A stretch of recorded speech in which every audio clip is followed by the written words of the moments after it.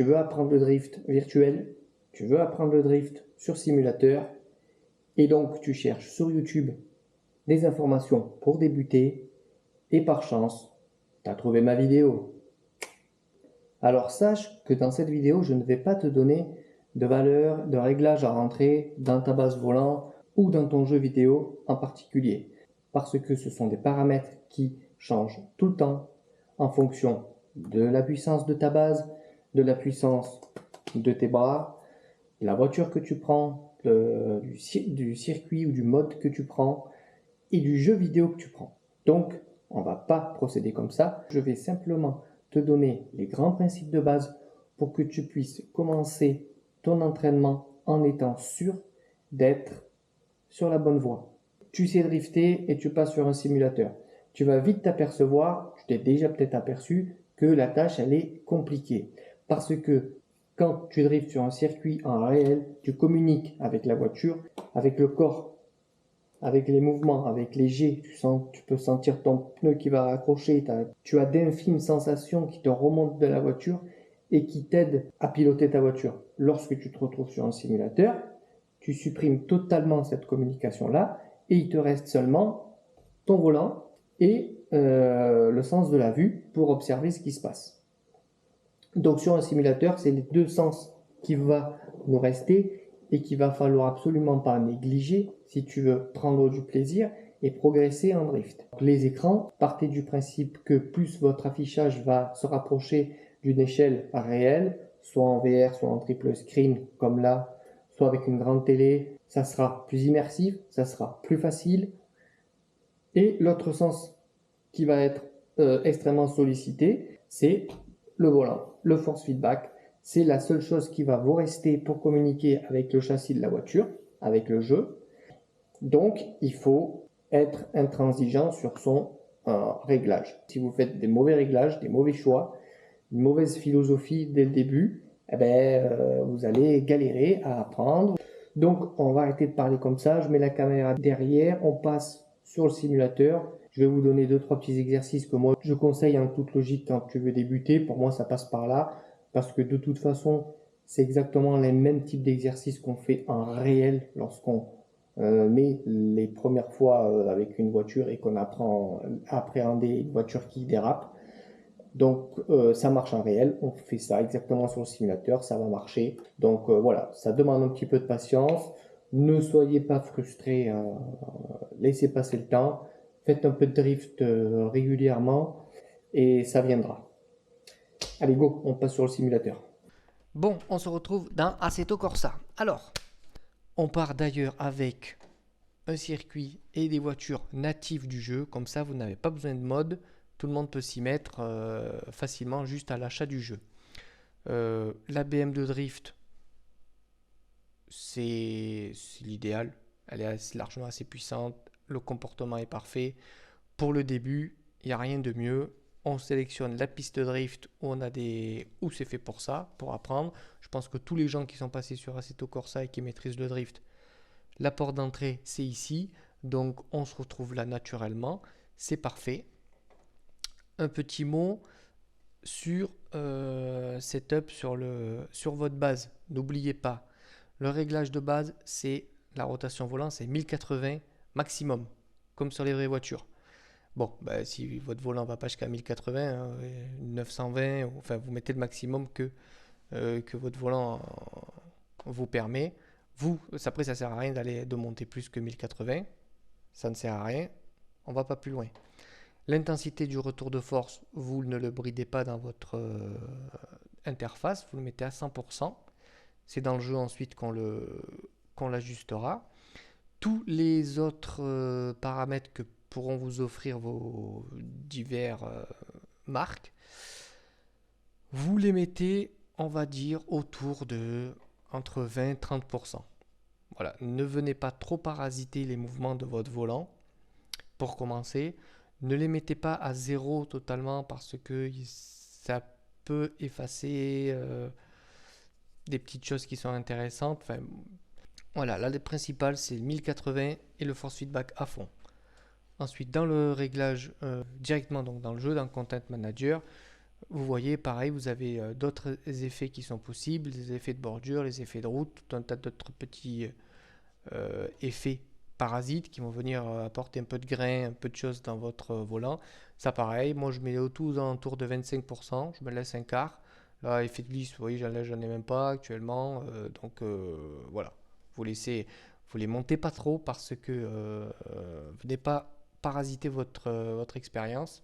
Le plus important, c'est le force feedback. Lui, il va varier en fonction de la voiture, de la piste, du mode, parce que les modes, ils sont pas tous faits pareil, pas tous la même qualité, que ce soit les pistes ou les voitures. Vous verrez que vous allez devoir régulièrement ajuster ce paramètre-là pour pouvoir maîtriser votre voiture. Donc, ça dépend aussi de la force de votre... moi j'ai un Moza R12, si vous avez plus faible ou moins faible, ça va changer forcément. La taille de vos bras aussi, ça va changer parce qu'on va pas avoir la même force, on va pas avoir la même sensation. Moi je vais vous partager une façon de voir les choses. Et donc après ça s'adapte personnellement. C'est ça qui est bien. Je ne veux pas simplement vous donner des chiffres à reproduire, ça n'a aucun intérêt. Vous ne comprenez pas la globalité du concept, vous n'allez pas pouvoir tout seul vous débrouiller. On va partir avec un force feedback trop faible. On va mettre un force feedback à 5%.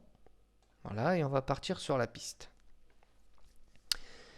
Le but, il est simple. Vous devez communiquer avec votre voiture. La voiture doit vous donner des informations, mais c'est pas elle qui décide où on va, c'est vous qui décidez où vous allez. Donc si la voiture est radine et vous donne pas assez d'informations, force feedback trop faible, vous n'allez pas comprendre ce qui se passe.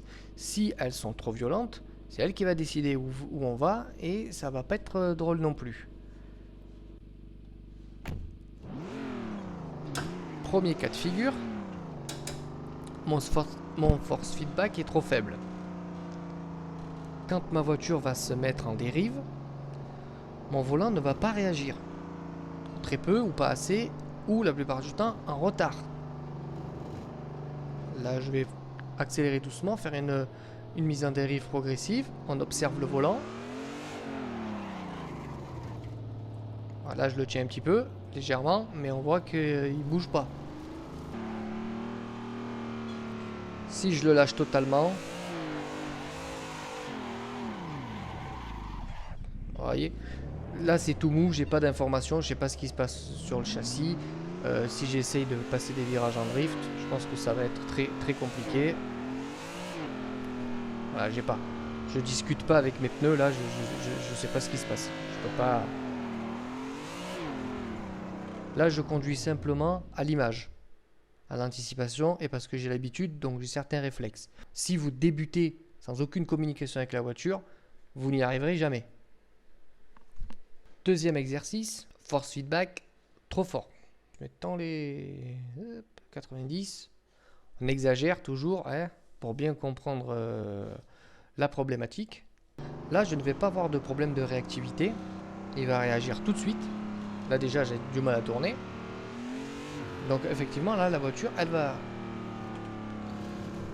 Mais ça va être complètement impossible de maîtriser.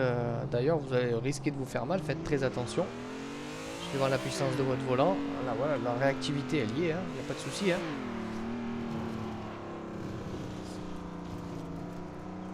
Je ne peux pas passer de virage en drift, là.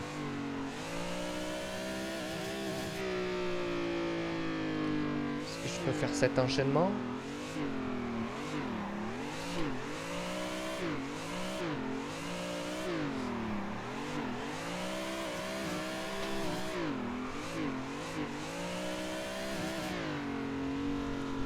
Avec de l'expérience, ça se maîtrise. Entre guillemets, ça se maîtrise. Mais non, mais c'est pas fun, y a rien d'intéressant. Et encore une fois, si vous commencez avec un force feedback trop fort, comme ça, qui vous donne du fil à retordre, la voiture part dans tous les sens, vous vous tirez une balle dans le pied dès le début. On va tester un force feedback idéal. Je vais le mettre à 30. 30, ça va bien. Donc, rassurez-vous, il faut trouver le bon réglage. C'est pas genre 22% c'est parfait, 23% rien ne va plus. Non, vous avez une belle plage de réglage. Je dirais que vous pouvez aller de 20% jusqu'à 30, 35, 40%. Vous voyez à peu près la fourchette. Vous allez quand même trouver, vous allez quand même réussir si vous êtes dans la bonne plage de sensations. De toute façon, comme on vient de le dire, c'est simple. Vous allez le voir tout de suite si votre volant est trop mou, vous ne communiquez pas avec la voiture, ou vous avez trop les informations sont trop violentes et il faut les adoucir. C'est la seule chose à faire. Donc là, en observant le volant, ouais, je mets des petits coups d'accélérateur. Je fais en sorte que ma voiture, hop, elle est toute petite dérive tout au début. Et je sens mon volant. Alors je le tiens pas trop fort. Pour que je le tourne et je le tiens pas trop fort pour que... Si c'est trop mou, je sais pas où sont mes roues. Si c'est trop dur, la voiture décide. Je dois avoir ce petit feeling, cette petite résistance. Encore une fois, on va préférer l'avoir plus ou moins. Ça va vous permettre d'être plus ou moins précis. Et c'est ça qu'il faut que vous recherchiez. Après, ne passez pas non plus trop de temps, trop d'heures à peaufiner le réglage. Roulez. Trouvez-vous un bon juste milieu au début pour commencer. Vous savez que c'est bon, vous avez du retour, c'est pas trop dur, c'est pas mou. Roulez. Faites des sessions d'entraînement, tournez. Hop, essayez un petit peu plus après, mais n'essayez pas d'entrée de jeu avant de commencer l'entraînement de drift. N'essayez pas de trouver le réglage parfait. Le réglage parfait, vous l'aurez après, quand vous vous serez entraîné, quand vous aurez tourné, quand vous aurez fait des essais avec du trop faible, avec peut-être un peu de trop fort, et que vous allez trouver votre truc à vous. N'essayez pas dès le début, vous n'avez pas d'expérience, vous ne savez pas comment ça fonctionne, vous ne pouvez pas trouver la réponse de quel force feedback va me satisfaire. Alors, maintenant qu'on a ces bases-là, je vous donne 2-3 petits exercices pour commencer. Alors, c'est vrai que ça peut être frustrant, mais au début, si vous commencez vraiment de zéro, que vous ne savez pas coordonner du tout, même pas pendant un virage, l'accélérateur, le volant, eh bien, je vous conseille de partir sur cet anneau central. Donc là, je vais vous donner exactement les mêmes exercices que je donne à ma fille de 12 ans qui veut apprendre le drift comme papa. Premièrement, vous ne rentrez absolument pas vite dans les virages, ça ne sert à rien. On va se servir de la première moitié du virage pour mettre la voiture en glisse et à partir de la moitié jusqu'à la sortie, donc la seconde moitié du virage, pour s'entraîner à tenir l'équilibre, à maintenir la voiture en glisse. Là, avec la BM, vous vous mettez en seconde, vous mettez à gauche, vous visez la corde et vous accélérez. D'accord ? Je ne veux pas que vous continuez à accélérer. Faites ça. Hop. Lorsque le régime monte, que votre voiture part en travers, vous lâchez l'accélérateur. Et vous observez ce que fait votre volant.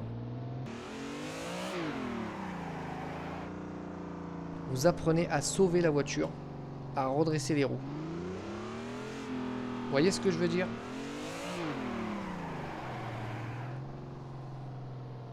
Vous sentez le moment où la voiture a une perte d'inertie et le moment où il faut redresser les roues. Vous devez impérativement rentrer ce réflexe de la voiture part en dérive, je laisse faire le volant, je le lâche. Je n'ai pas besoin de contrebraquer, de tourner là-bas. Je laisse faire la voiture toute seule.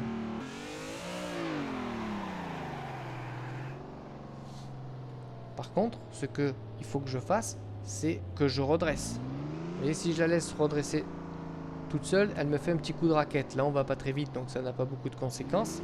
Moi, je veux redresser avant. Ce sont des petits trucs qui vont extrêmement vous servir. Bon, allez, une fois que vous avez fait ce petit exercice, même si vous ne le maîtrisez pas, allez, passez à l'exercice suivant un petit peu, augmentez un peu la difficulté. Cette fois, on fait exactement la même chose. Une fois qu'on s'est mis en dérive, eh bien, ce qu'on va faire, c'est qu'on va essayer de gérer l'accélérateur pour maintenir la voiture en glisse jusqu'à la sortie du virage, jusqu'à où vous arrivez à aller. Donc là, il va falloir maintenir le contre-braquage. Hop. Gaz.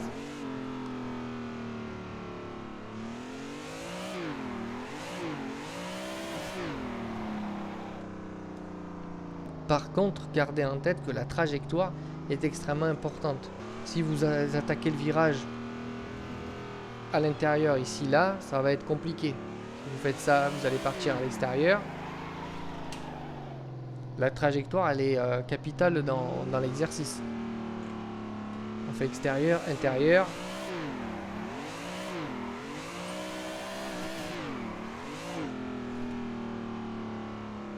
Donc, normalement, vous devriez passer beaucoup de temps à cet endroit-là, à faire des tours, Déjà, pour éviter de vomir, mais aussi pour entraîner vos deux côtés à changer de sens, tout bêtement.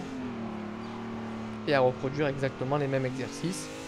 Alors, vous avez vu que depuis le début, on n'a absolument pas parlé de frein à main. Le frein à main, ce n'est pas une technique de débutant. Le frein à main va vous compliquer l'apprentissage. Je vous conseille vraiment de passer par l'apprentissage de la dynamique de la voiture, des transferts de masse, des freinages. Sur l'anneau central, on va principalement s'entraîner au drift à l'accélération. On accélère, ça fait chasser l'arrière. Voilà. Sur l'anneau extérieur, le plus grand circuit, vous pouvez expérimenter la mise en dérive avec le pied sur le frein. Avec des virages plus longs, on arrive un peu plus vite. On peut se faire de la mise en dérive au frein. Ça marche aussi très bien, la dynamique de la voiture. On n'a pas besoin encore de frein à main.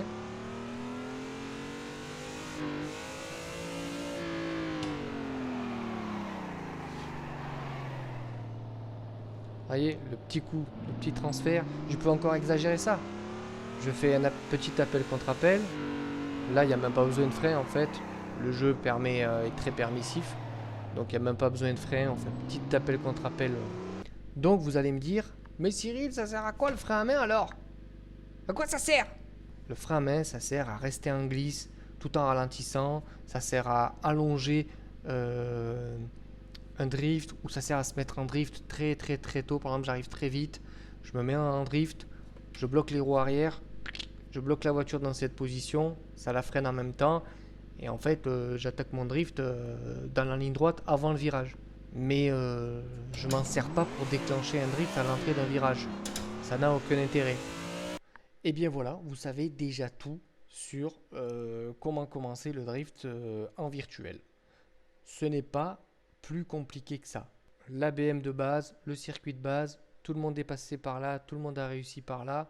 Vous êtes sûr d'être sur les bons rails. N'hésitez surtout pas en commentaire. S'il y a des choses que j'ai mal exprimées, à reposer des questions. Je vous dis bon amusement, bon entraînement. Et à très bientôt sur ma chaîne dans une autre vidéo.